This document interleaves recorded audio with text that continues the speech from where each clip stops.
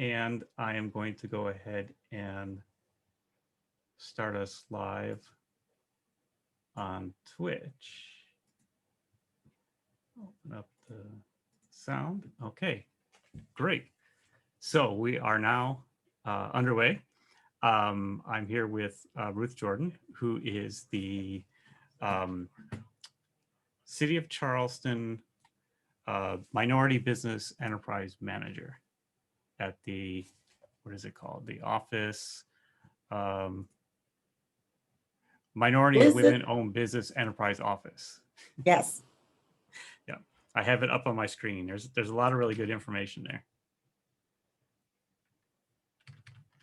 So again, David, thank you very much for having me here today as we continue down this road of minding your business. Are we really prepared to do business? So I am the manager of the City of Charleston's Office of Women Minority Owned Business, where our main goal is three things: to help connect with women minority owned business, provide access to resources, provide access to capital, provide access to technical assistance, and also to help you scale your business. So today's presentation is titled, Are You Really Ready to Do Business? There's been so many people who have thought about starting businesses, and which small businesses are, I oftentimes tell people, is the wheel in the middle of the wheel that drives our economy. But one of the things that we need to clearly understand is, do you know your numbers in terms of small businesses? And as you may know, that there are three types of small businesses. We have our micro businesses, our medium-sized businesses, and our small business. Micro businesses and medium-sized businesses can be from 0 to 21. And then our large business, and then for medium, be from 21 to 101. And then our large small business, according to SBA, is from 101 to 500, can be determined as a small business. Here in 2019 to 2020, there was 27.2 million micro businesses. 80% of all businesses face financial challenges in the past year. Small businesses employ nearly 50% of American workers. And the unfortunate thing, due to the pandemic, a third have shut down and they never reopened. And so the people ask questions, so persons have asked questions, why? Why did these businesses shut down? What are the obstacles of growing and starting and sustaining businesses? So today, I'm just going to talk about a few pivotal points in terms of knowing the obstacles of starting and growing your business, and then being prepared to go through a pandemic or a change in your business. And so we have to prepare. So some of the obstacles that we typically see is access to capital and resources, knowing how to play the game, the ability to be able to compete, and then what and how do others see your business? How do you see your business? And then you have to establish a business culture. And we're going to go more deeply into those. Common pitfalls to avoid. Well, one of the things that we talked about is lack of planning. Have you taken the opportunity to really lay out the business? What is the service or the product that you plan to provide? Who is buying it? What are they paying? Who needs it? And what are they willing to pay for it? What does it take in order to establish the business? Some of the common pitfalls, again, is poor credit. Do you have the financial credit to be able to get the finances that you need? Do you have the capital to get the financing that you need? Failure to seek expert help.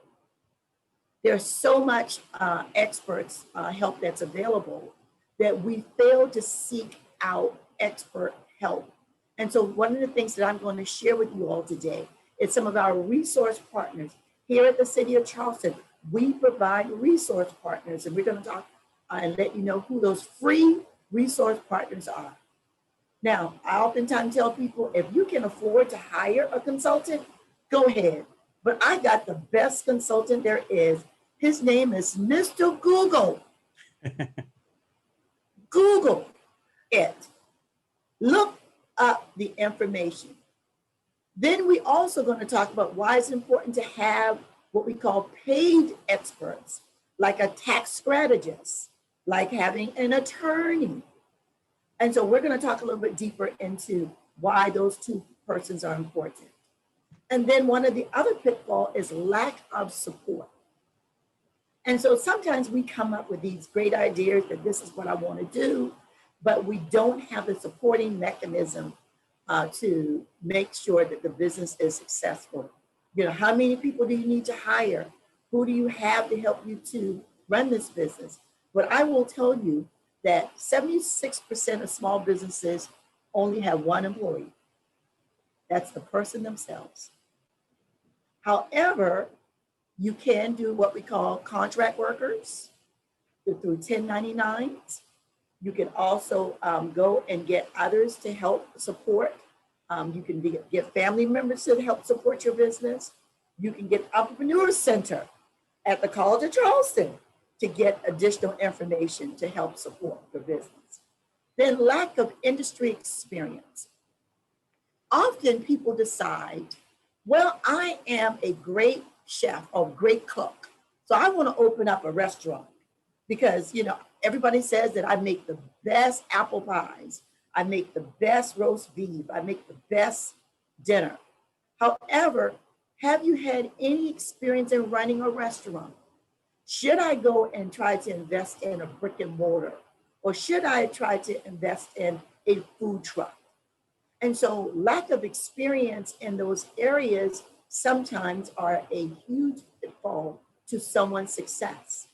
And so if you've never ran a restaurant, you've never ran a food truck, then it's important that you get some experience, whether you shadow someone, whether you go and volunteer, whether you go work in the industry, or whether you hire somebody who has that kind of experience.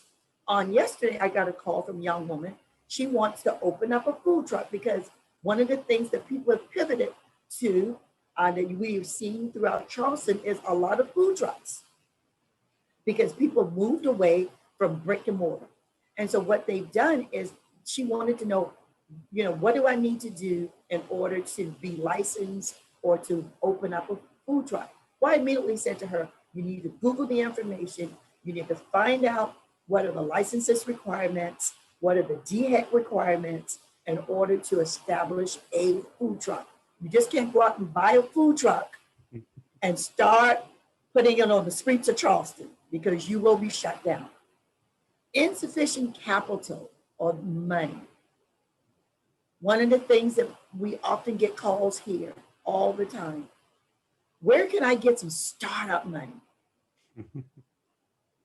In this economy right now, there is funding available, but one of the things that we have to ensure that no one's giving away any free money for startups. And so we're going to talk about some of the programs that under the federal government that they started, which was the PPP and other, the American Rescue Plan that under the current Biden administration. Funds are available, but those funds are basically targeted towards existing businesses, but not necessarily startup businesses. But we do have venture capitalists that are available to help people with startups, depending on what your product that you have, your service that you plan to offer, and you can make your pitch. And you can always Google who has funding out there available. One of the other pitfalls that we see all the time is poor customer service. You could be the best chef, you could be the best landscaper, you could be the best attorney, but if your customer service is poor, your business will fail. Last but not least, not last, but poor cash management. I've said often, people think, oh my God, when I start this business, I'm gonna make all this money. And then when I make all this money, it's gonna be mine. You have to invest and put the money back in the business, and you have to manage your cash flow, because you have to make sure that you have monies for payroll, make sure you have monies for supplies, operating capital. And so our cash management is very important. And if you are not a good cash manager, then you need to hire or need to bring someone on who will help you with your cash flow management. And one of the things that we saw is that we all have gone into the Zoom world of training and technology, marketing and technology challenges. One of the great pitfalls that we saw in this pandemic was that people weren't able to pivot quickly to be able to move their business to another platform. Schools had to teach kids on a different platform. Restaurants had to go to a different platform of being able to continue their businesses, being able to take orders. And we made Amazon a $1 trillion business because Amazon had it right. Marketing and technology challenges, we have to make sure that we address those. But let me give you some good news, because I've talked about some pitfalls, but some good news is that new businesses are starting every day. Small businesses are creating jobs and creating wages in our community. And even during the pandemic, we had businesses that started during the pandemic. We had businesses that made profits during the pandemic because they were prepared, because they were able to pivot, because they were intentional. Our good news about small businesses is that you can become self-employed. A lot of businesses shut down, so people had to figure out, what now can I do? So people began to say, you know what, I can do my own business. I can now make my own candles at home and sell them online. I can now do my own baking at home and sell them online. I can now begin to think outside of the box. If I'm an event planner, how can I continue to provide these services even during the time of pivoting and being intentional? And so we had to rethink and reshift our mindsets. And then one of the other good things that happened during the pandemic, and even still today, resources and funding is and was available.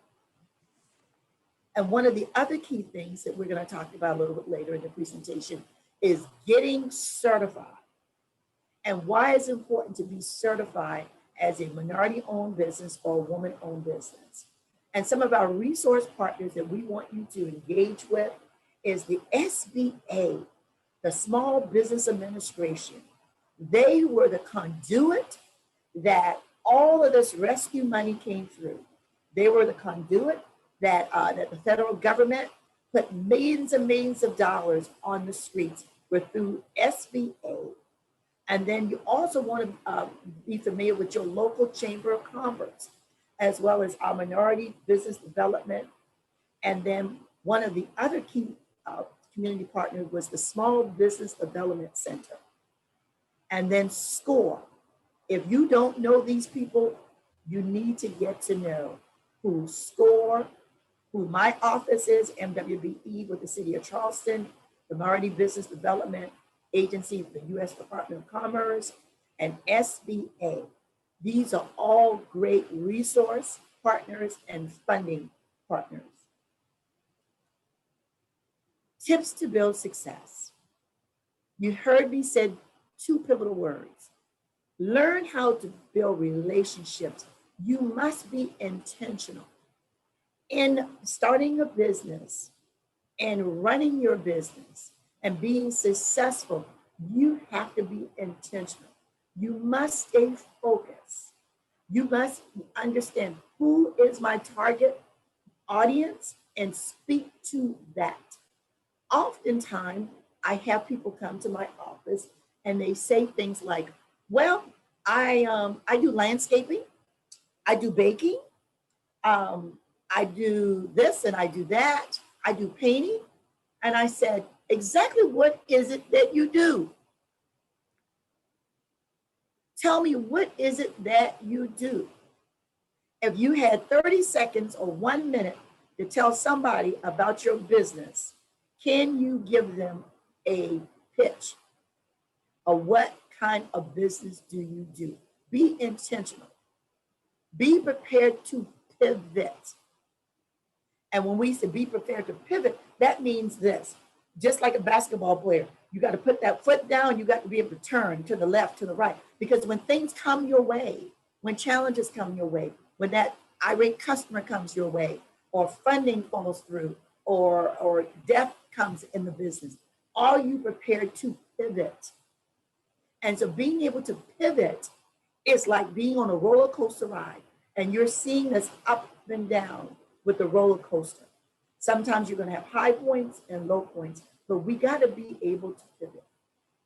And being able to pivot is also take part in programs, whether it is through the College of Charleston's Entrepreneur Program, or whether it is to all the free programs that the City of Charleston offers. We offer business development courses every month free of charge. The Small Business Development Center offers free programs every month, business development programs. We have one scheduled June 28th, Why Be Certified. We have another one based legal basics, dealing with, we have an attorney that helps you set up your business, whether you should be an LLC or an INC, or what are your kind of partnership agreements, bylaws, whether you should have hired employees or 1099 employees, what are your tax responsibility. And so all of these are free workshops that are being presented every single day. And so you've got to take part in various programs to help scale and reskill your business. When we talk about reskilling your business, we're talking about being, again, to pivot towards technology. We're talking about bringing in different skill sets to help you.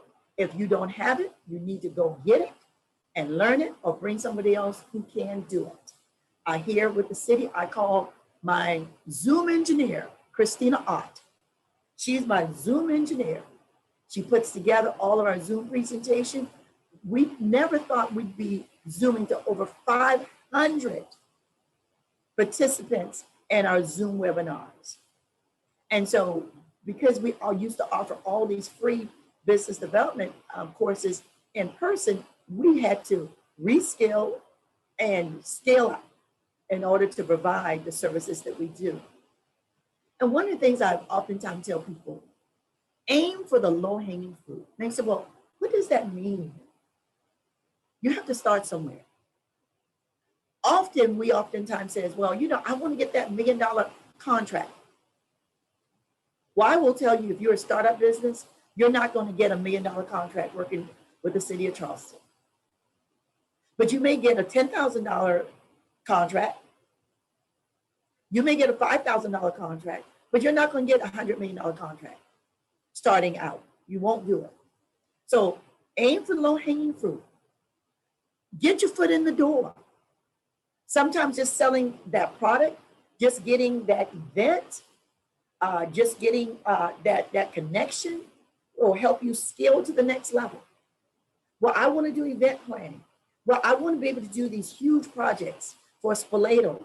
Well, you may not get to the big Spoleto $100,000 contract, but if you get the smaller ones, that will help you scale to the big ones. Market your business. It is so important that we understand that the way that we market is different than what we did just a year ago. Or should I say 2 years ago? Because last year, we were all basically quarantined, but we still had to let people know that we were still open. And so we have to make sure that we market our business. We can't just get started today and just pretend as though everybody knows that we exist. Oftentimes tell people McDonald's markets every single day. Chick-fil-A markets every single day. Amazon markets every single day. You would think everybody knows the yellow arches when they see it. You would think that everybody knows the Amazon smile sign when you see it. But that's only because they market. That automatically when I'm riding down I-26 or I-95 or I-40, when I see those yellow arches, I know there's a McDonald's there. When I see that check with Nike, I know there's a Nike store there. And so people need to be able to recognize your business. And one of the things, and this is really funny, David,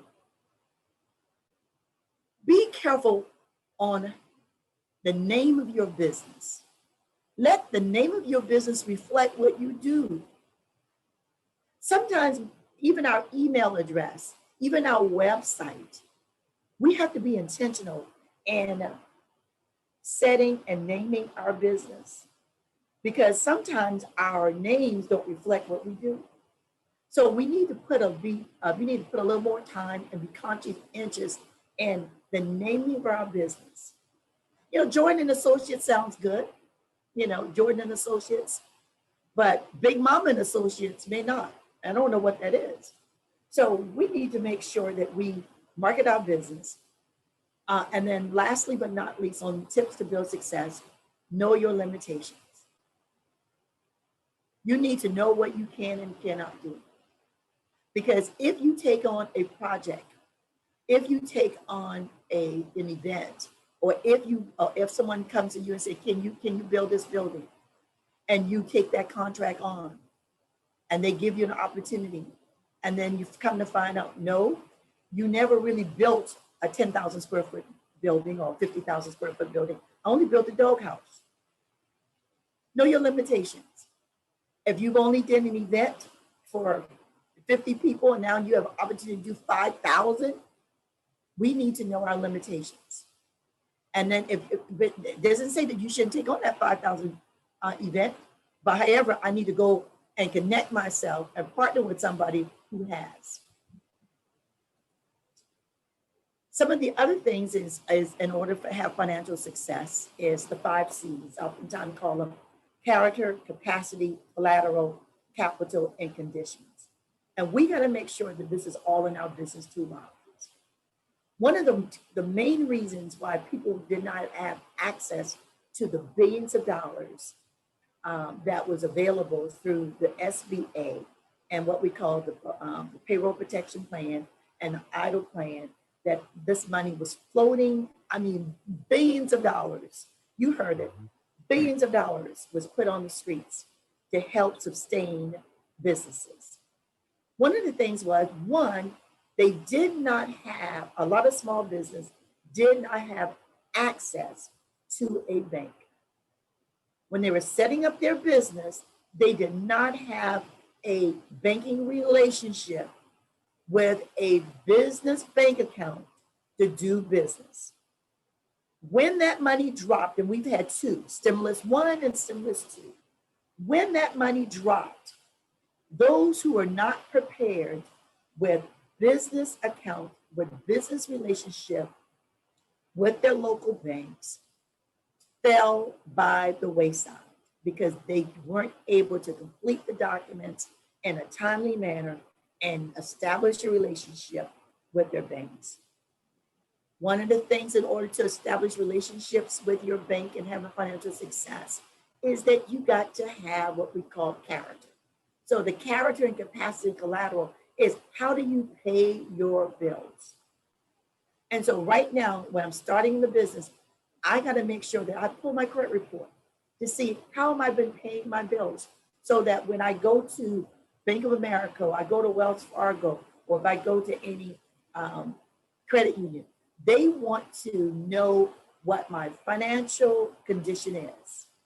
They want to know, do I have the capacity to pay the money back? If I wanted to get $100,000, do I have the capacity to pay it back? Collateral, what do I have in my hands that they can consider collateral? Well, one of the things that I found that a lot of people want to start up businesses, but they don't want to put in any skin in the game. But the banks want you to put some skin in the game. So they'll ask you, what collaterals you have? Sometimes we don't realize that we have collateral in our hands. We have paid for cars. We have equity in our homes. We have 401ks sitting there with collaterals. And so they will use that also as collateral. And then so once we get through the character and the capacity, making sure you can pay it back, collateral, and then they'll look at capital. Then they will say, okay, we'll be able to loan you X number of dollars in order for you to get the capital. And the conditions is based on what you're using the money for. A lot of times we'll go to these banks and we'll ask them, I want to do a startup business, or I want to borrow money for X, Y, Z. So they have these great experts that will basically come on and tell you, that's a great idea, but that's a poor idea. I don't think we're going to loan you money, for something that we just feel like may not be the right conditions at this particular time. So we got to make sure that our 5 C's are checked off in order to have financial success. And so whether it is to get a grant, whether it is to get a loan, whether it is to continue funding or financing, these are the 5 things that banks do look at in order to continue. Some people that you really need to know and have in your toolbox. And I have the word tax preparer, but in this marketplace, you don't need a tax preparer, you need a tax strategist. A tax strategist, what he or she does is that what they do is they will help you lay out your tax structure, understanding when you purchase something, whether or not that will be a business expense or not a business expense. What are the kind of things that you'll be able to delay to making sure that you need to pay your quarterly taxes or pay your taxes at the end of the year. So a tax preparer, you should have a tax strategist who will help you with your business, because there's a lot of businesses that went out of business because they did not pay their taxes. Mm-hmm. So they got to make sure that you have a tax strategist. And one of the other persons we talked about insurance and understanding that you need to have a surety agent to make sure that if you do have a startup business or do a business, that what kind of business insurance do I need? A business mentor. It is great to have a business mentor, a recruiter, or a staffing agency. I oftentimes tell people you don't need to hire a lot of people, but you need to have access to hiring staff. Like take, for instance, if you're an event planner and if you need, and you're doing an event for 500 people, well, you and your daughter, you and your husband, well, you can go out and hire through a staffing agency, temporary employees or contractors.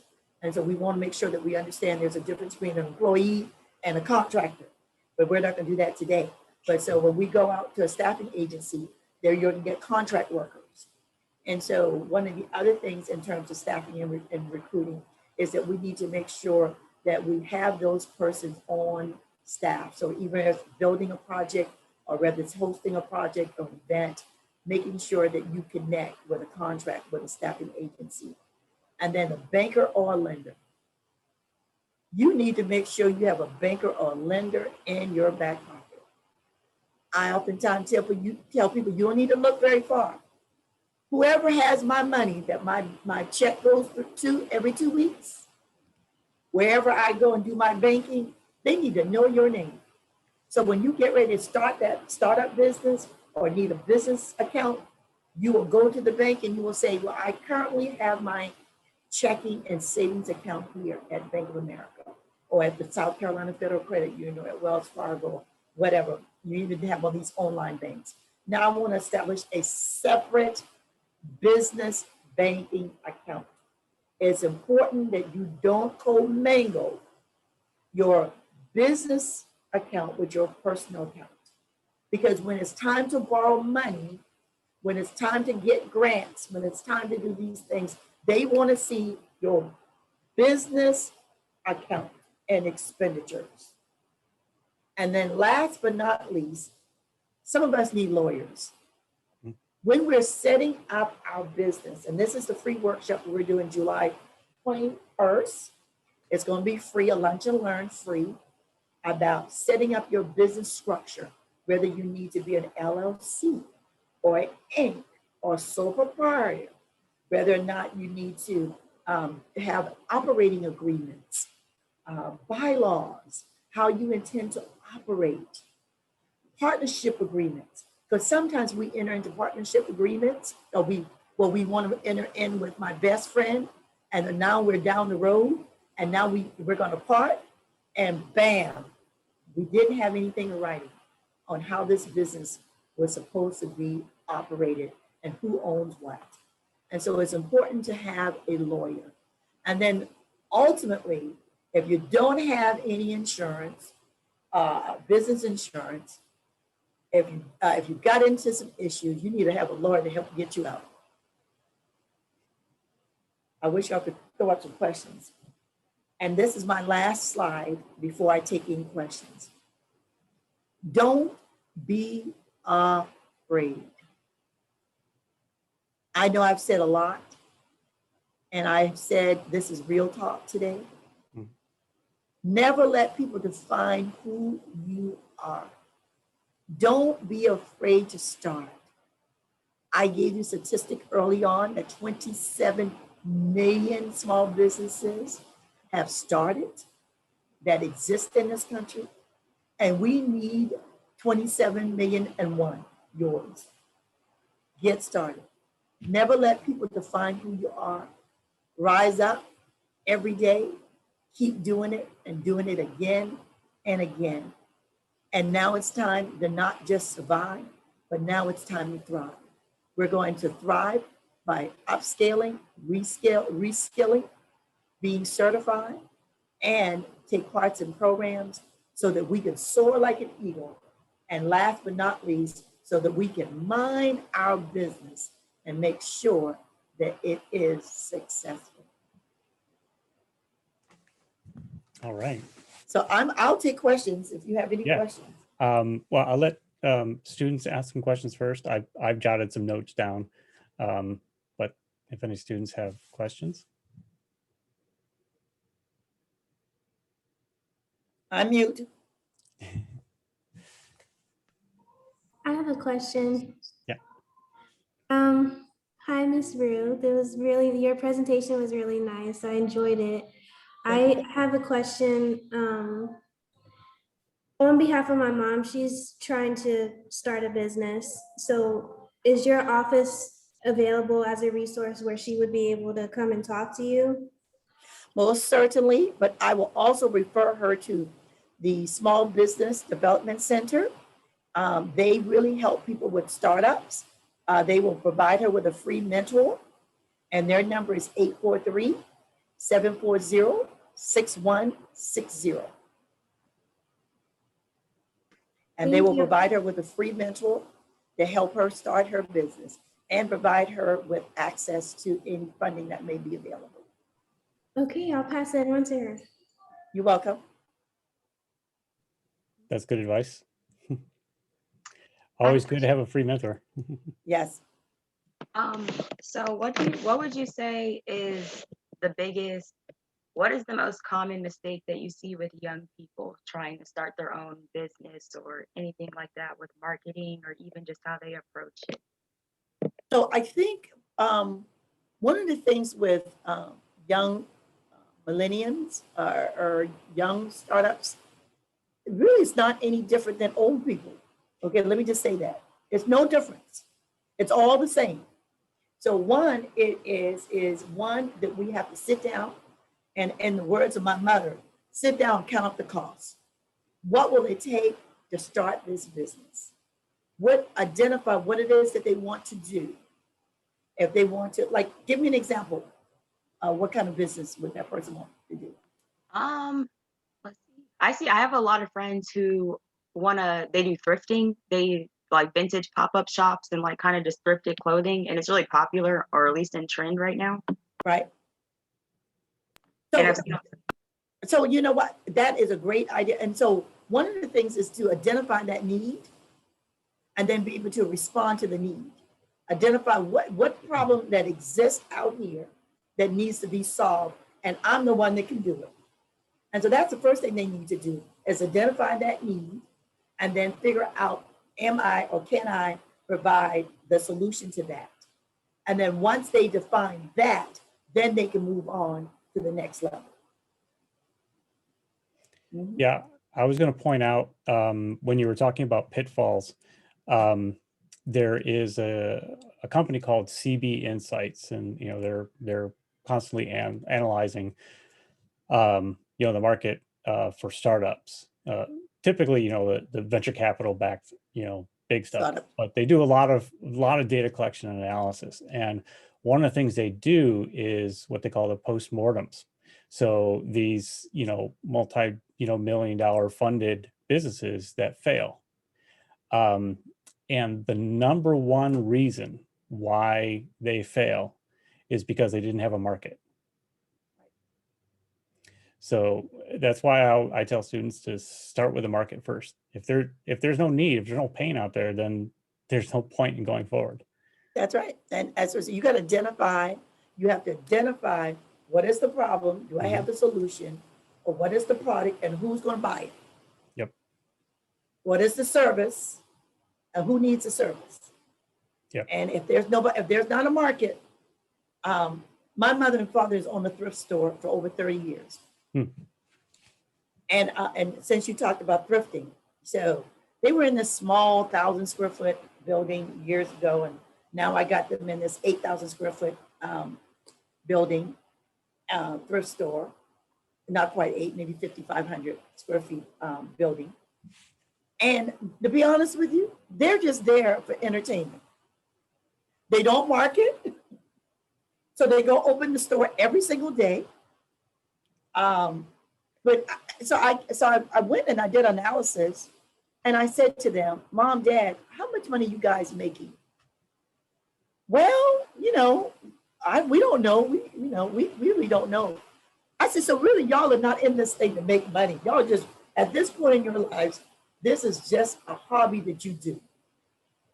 And this is one of the things that I had earlier in my presentation. Mm-hmm. How do you see your business? Remember I had those glasses there? Yeah. How do you see your business? Do you see it as a hobby or a real business?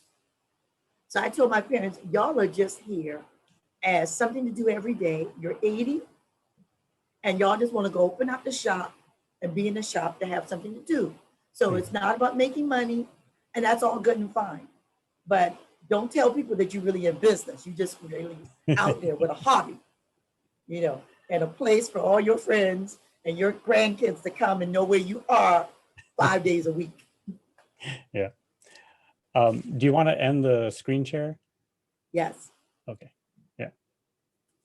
There we go. Good. Anyone else have a question? Yeah, I have a quick question. Okay. In your opinion, what are some key factors that would determine if an entrepreneur was successful? So again, it's how do you measure your success? Again, my parents says that they're successful. I mean, they keep the shop open, they sell furniture, they sell household appliance. But when I look at their bottom line of their financials, I'm like, y'all are barely breaking even month to month. But they're like, you know what? We're doing advertisement on the radio. They just think that they're successful. So it's how do you measure success? Is the thrift store here in Charleston? Yes, it is. Mm-hmm. Okay. Just curious what it is because my wife loves thrifting. She's probably been there. She's probably been to Carter's Family Thrift Store. You said it was called Carter's Family? Carter's Family Thrift Store. Are they downtown? 3912 Rivers Avenue. Got it. Yep, she's probably been there. She's probably been there. And so Lucy, back to your question, how do you measure success? So success is however you measure. Some people measure it on financials, whether they are making, X number of dollars. People say, well, this is going to be my livelihood. I want to be able to do this. I want to be able to open multiple businesses. I want to be able to expand. I want to grow this. into an enterprise. So I want to be able to do online service platforms. I want to do in-person platforms. So it's however you measure success. Yeah. Yeah, it's the way I remember discussing this early on in my PhD program, you know, what is success in entrepreneurship, and the conclusion I came up with. And that's one thing I haven't changed my mind on. I've changed my mind on definitions of entrepreneurship like 100,000 times, but what success is, it's just meeting whatever your goal is, right? If your goal is to make a difference in one person's life every day, you know, that's a lot different than, you know, trying to, you know, reach a, you know, $1 million profit, or, you know, or just stay in business for 5 years, or, you know, whatever. Right. So success is really personally subjective. That's right. However you measure it. But that's not how we study it, unfortunately. No, no, No, because we are in study a it capitalist differently. society. So Mhm. Yeah. So that's it's one of the problems that we have in academics, is that what we're learning from our studies aren't like 100% translatable, right? Because we're learning what does it take to become profitable, financially successful, and that's not necessarily what everybody's after. But and I think in this society that we live in, the norms are shifting. mhm, Like you just said earlier, whether it's helping people, mhm. some people get in business just to help people. Yep. Yeah. And in fact, I told students last spring, so 2020, when we first got into lockdown, I said, the world is going to be different. It's going to change. And it's definitely, it changed more than I even thought it would. The way people think and the way people behave, our whole culture, you know, is changing. I And think even what people value, Yep. our values have changed. Yep, exactly. That definitely. I was going to make a note that one of the things that actually makes it difficult right now with starting a business is it's more difficult to hire people, because a lot of people are not rushing back to work, especially in the service industry where they, you know, are grossly underpaid.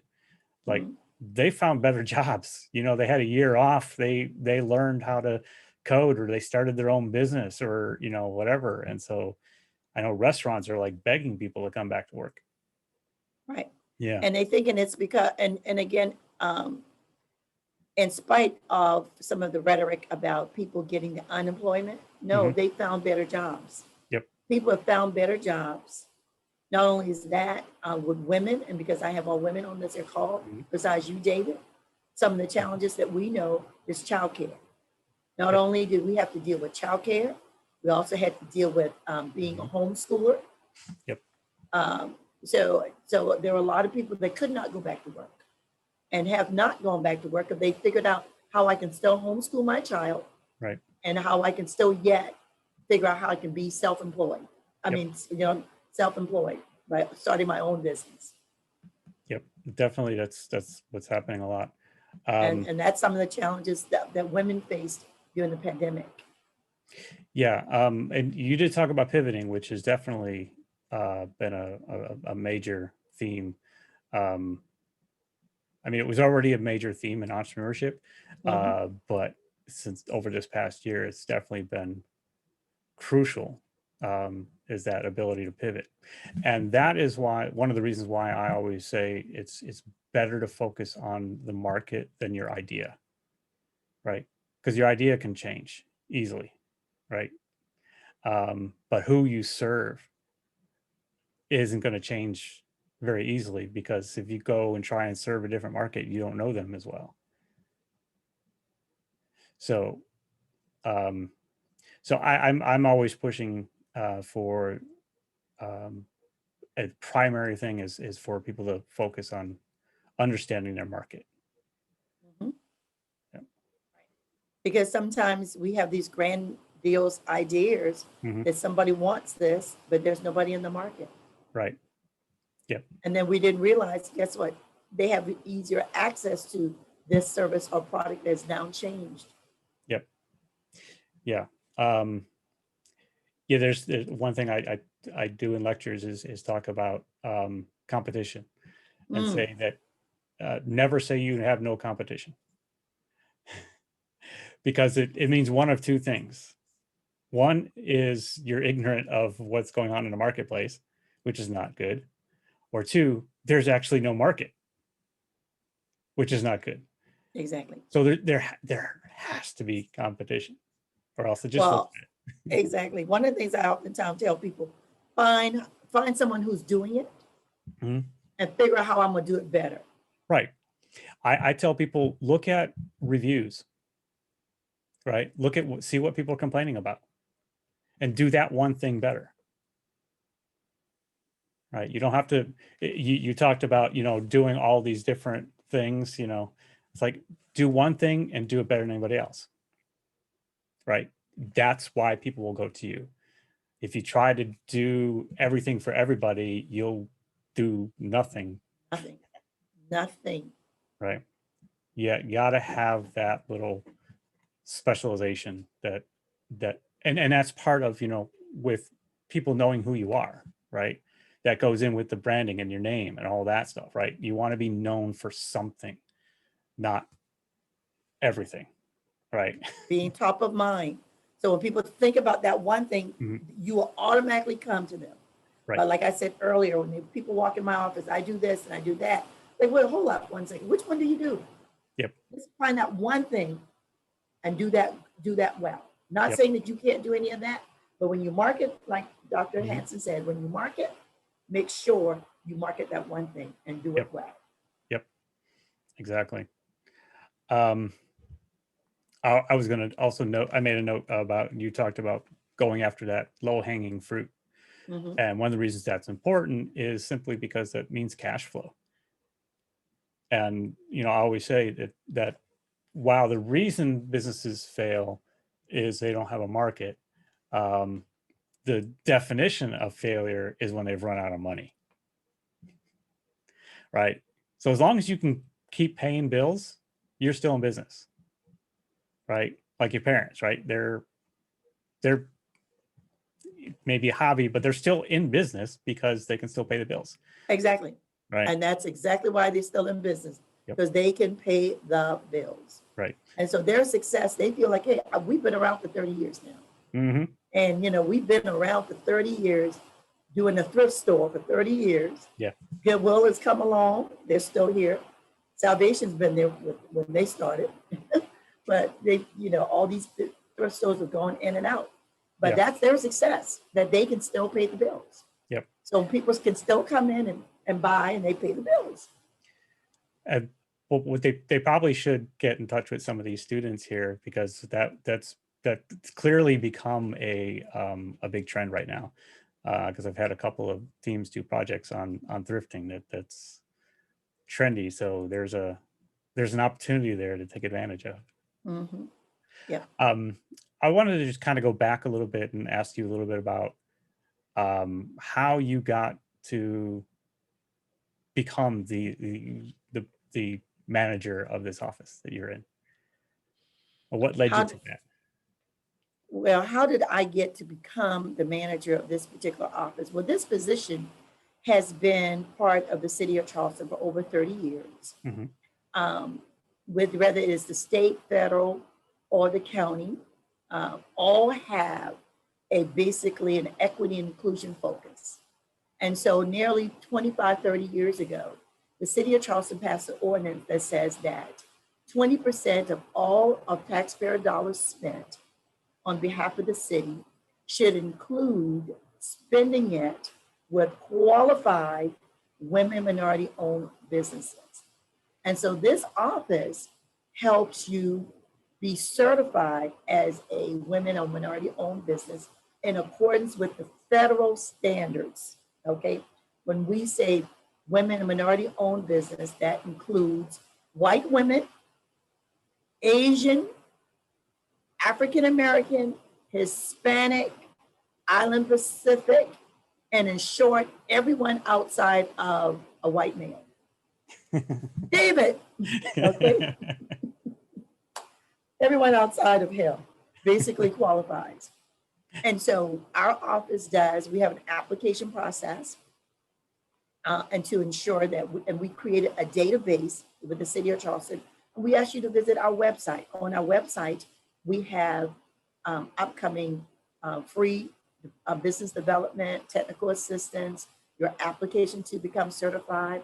But one of the other qualifications is that you must have been in business 2 years and to be certified with the city of Charleston.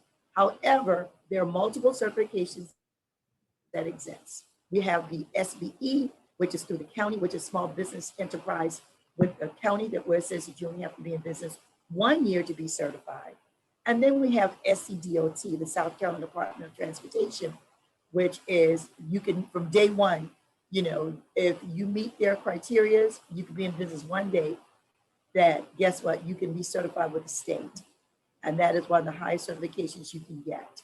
But they will scrutinize you to make sure that you are doing the business that you're saying you're doing. You are substantially involved in that business and the daily operations of that business. So my background is that I too have owned my business in real estate for nearly 20 plus years. I was a contracting officer with the federal government right out of college with the Department of Navy as a contracting officer. And so when I left in the naval base, or what I call Naval Weapons Station, I landed with a group of consultants. And what we did was DBE outreach. So I was the director of governmental services for Williams and Associates. And what we did was to try to connect women minority-owned businesses to government contracts, because that's what I knew. I came from a government contract background for nearly 18 years.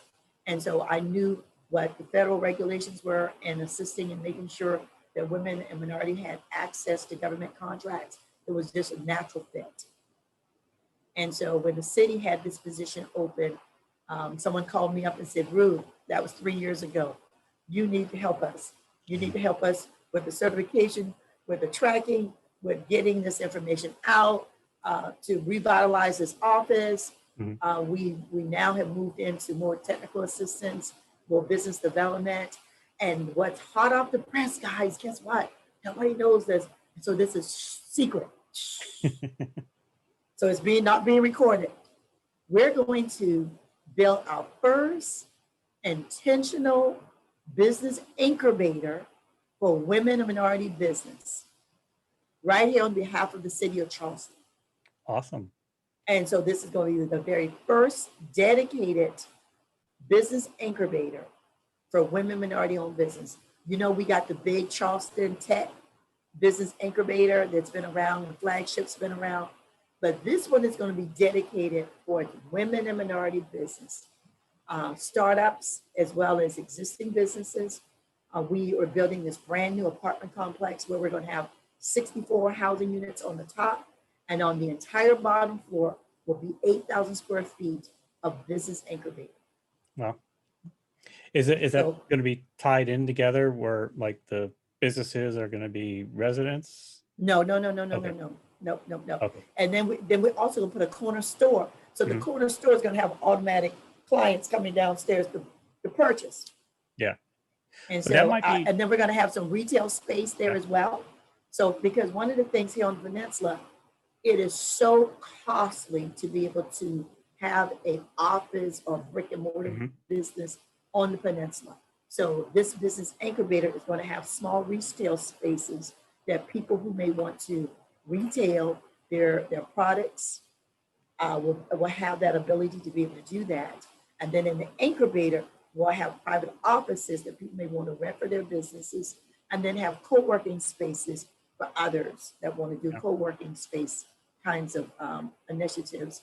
And then we are going to have a little small conference area that we'll be having training that will be ongoing and technical assistance. And we'll be bringing in like our small business development.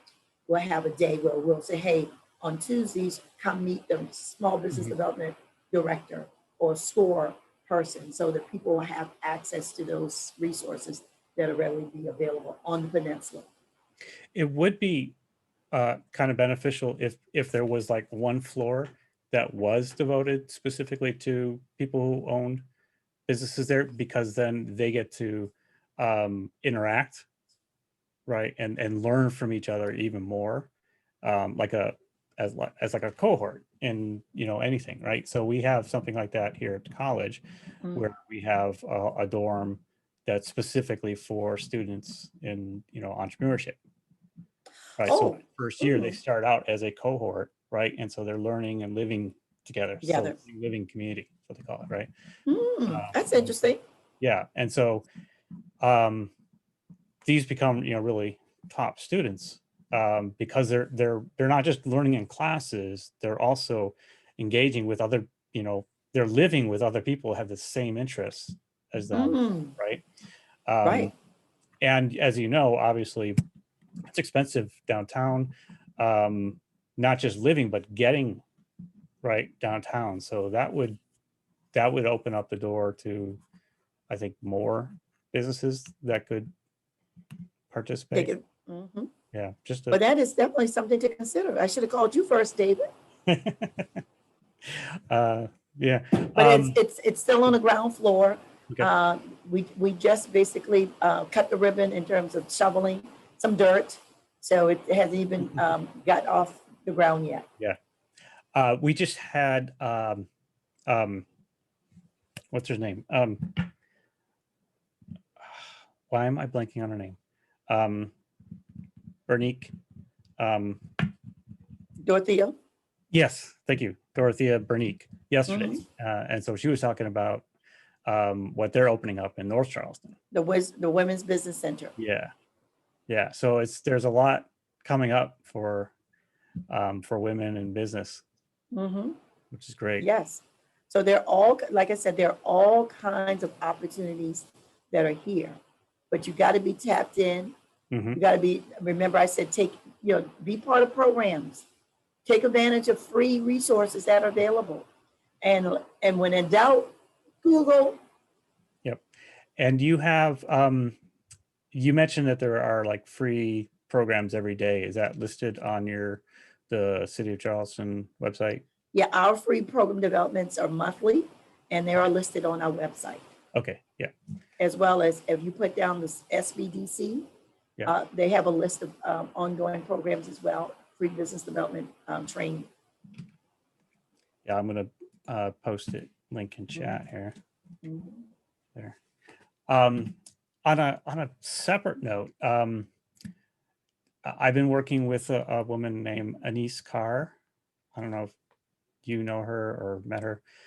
Her mom used to own a childcare education place in Charleston for like 30 years. Her name was Wilhelmina.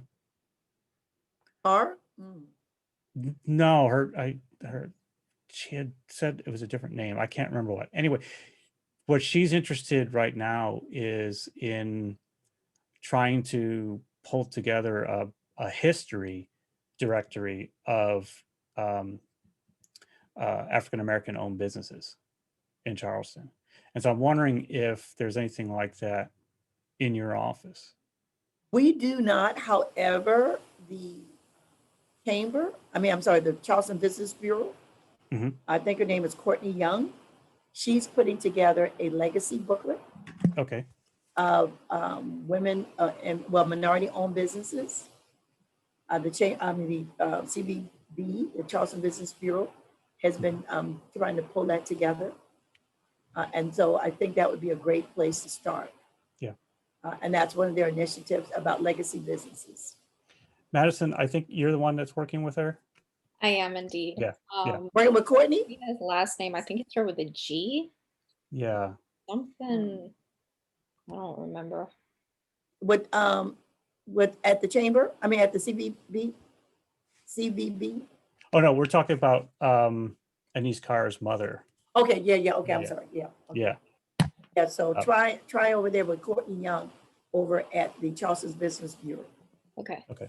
Thank you. Yeah. The College of Charleston Library has a project where they are they they've created sort of an interactive map of the Morris Street Business District. Oh, So really? history of a bunch of businesses there, and there's a forum to add more, right? Because it's very limited right now. So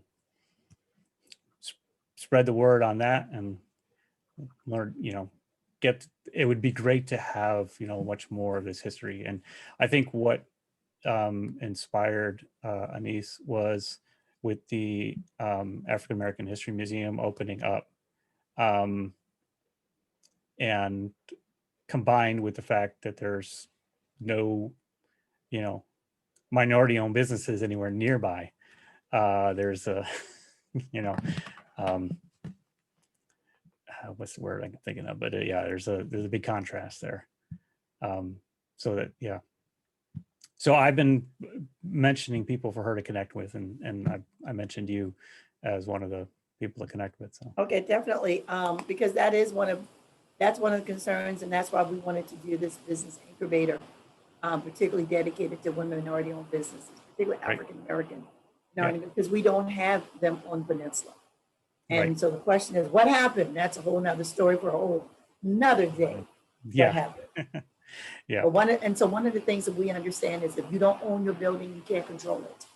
And so one of the things that we also working with as a project is helping businesses buy their business, yeah. Well, buy their building for the building. her family still owns a building. Good. Yeah. So, so yeah, it just reminds me now that, there's definitely a need for more connection possibilities, connection making throughout the community. Just for example, you and Anise meeting, for example, about and learning about all these different projects. And so I think this is something that's been suggested a couple of times now through the forum that I did. I did a second one last year, and there's a video up for that. But that's come up now, is that trying to come up with some kind of a center or something at the college that could serve as a hub for networking and connections and information sharing. Right. And yeah, once she definitely give her my contact information. Okay. Yeah. Because one of the other things that popped to mind is the mayor created this economic inclusion, racial reconciliation group Right. Here. Yeah. And so one of the recommendations that's coming out of that group is the Renaissance District for the city of Charleston, which is identifying, where African American businesses resided. Okay. In terms of the Renaissance route. So I think that would be also tied back into what you're talking about. Yeah, that might be connected. But yeah, a woman from that office I had as part of the forum last fall. I forgot. Yeah, Kenya Dunn. No, someone else. I can't remember her name right now. Okay. But yeah. So one of the things that I like to ask people in all of my interviews, whether it's business owners or DJs, is something that they're related to and what it means to them. And so what I ask you is, what does it mean to you to help all these women minority-owned businesses? So what it relates, or why is it important to me is, one, I do several things. I check the box. I am a female who happens to be African American, who is very passionate about helping people, where my ethos and my fiber is about civil liberties and civil rights, and making sure that equality exists and making sure that people can have access to be successful. So it's just by being who I am. Yeah. I tell people I am just, green eggs and ham. I am who I am. So it's basically just you. It means you, right? Me, that's right. Yeah. So that's a like when I ask DJs about what music means to them, it usually boils down to everything. They'll talk about how it's gotten them through difficult times in their life and all kinds of stuff like that. So And I think it's just Yeah. more of life experiences and connectivity. Yeah. Just being able to connect with others, being able to connect with other women, being able to connect with other minorities. I think connectivity for. Yeah. Great. I made a note about skin in the game. I did just to follow up on that. It's kind of funny when someone says they don't want to risk any of their own money on their business. It's like, if you don't have the confidence in your business succeeding, why should anybody else? Right. So yeah, that's an absolute must, right? You have to have some skin in the game. Yeah, But you have to have some skin in the game, even if it's equity skin. right. You have to have some skin in the game. Right. Yeah. But what we try to teach is to mitigate your risk by only putting in what you're willing to lose. Right. That is key. Right. Never invest something that you can't afford to lose. Right. Never give away something you can't afford to give away. Right. That was one of the best advice a college roommate told me. She says, don't give away your monies, your canteen money to somebody, because that you're going to need that next week for you to eat. Yep. Only give away what you can afford to lose. And that's the key, to mitigate your losses, to try to mitigate it. Because worst case scenario, it fails. Worst case scenario, the contract don't come through. So you got to make sure that you don't go under. Right. I was telling my sister last night that it's so important that we understand when they say put on your own air mask first, Mm-hmm. and when you're on the plane, help yourself first before you try to help others. Making sure that you are able to make sure that you don't give away your house. Right. And then all of a sudden you lose your home, your car. So mitigate your losses. Yeah. What was I going to say? I was going to say, in regards to failure, the only failure is not learning. Mm-hmm. Right. So you try and you learn. And that's what, and try again. Yep. Remember, get up and do it again. Yep. If you fail, get up and try again, because failure is when you don't try again. Yep. Yep. Because I've done that, so I know that doesn't work, so I'm gonna do this. Exactly. The only way you know if something works is to try it. Mm-hmm. Exactly. So we always encourage, in our classes for students to, try experiments, to learn the market before, launching a business. So, set up a website. You could set one up for free. And then just start posting in forums online or on Twitter or whatever about what you do, and then see what the response is before you even invest any money. Yeah, trial period. That sounds great. I'm writing that one down. Yeah. I mean, that's a basic technique, is to set up basically a landing page, and a good website for doing that is called carrd.co. That's CARRD.co.